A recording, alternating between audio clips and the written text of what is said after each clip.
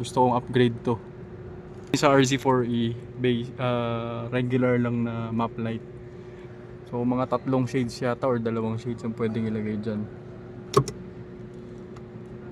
Yan. So mag-upgrade ako nyan soon.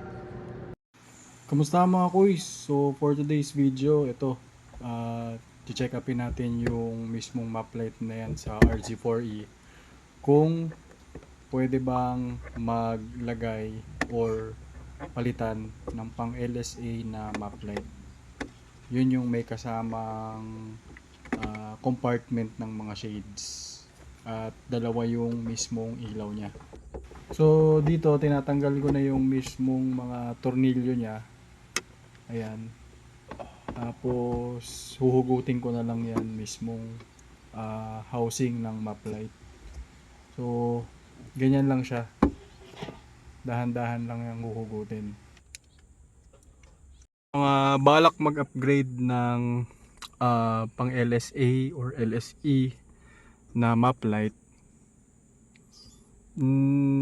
kukunin ko pa yung mismong sukat nung mismong map light ng LSA or LSE, storage ng mga shades, and magpapalit din ng clip nitong socket.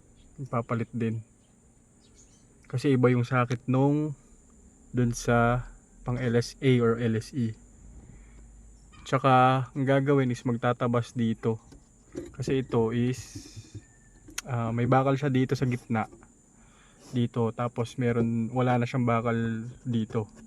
So ayun, papakita ko sa inyo, nabebend siya. Yan o.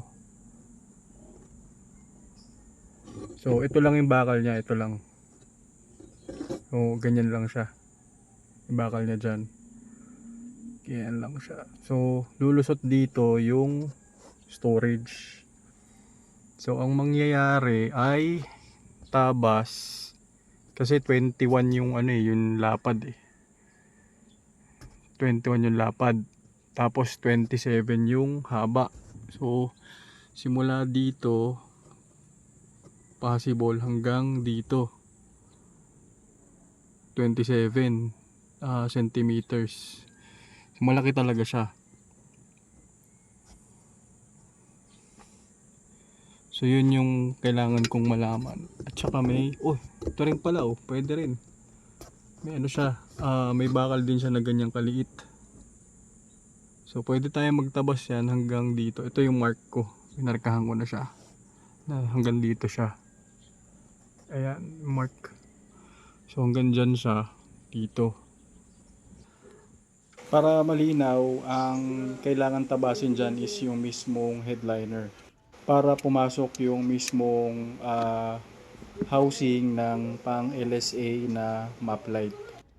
So sa mga nagtatanong, kaya ako bukas niyan para malaman ko kung ano yung mga possible na pwedeng gawin sa pag re-replace ng pang LSA na map light.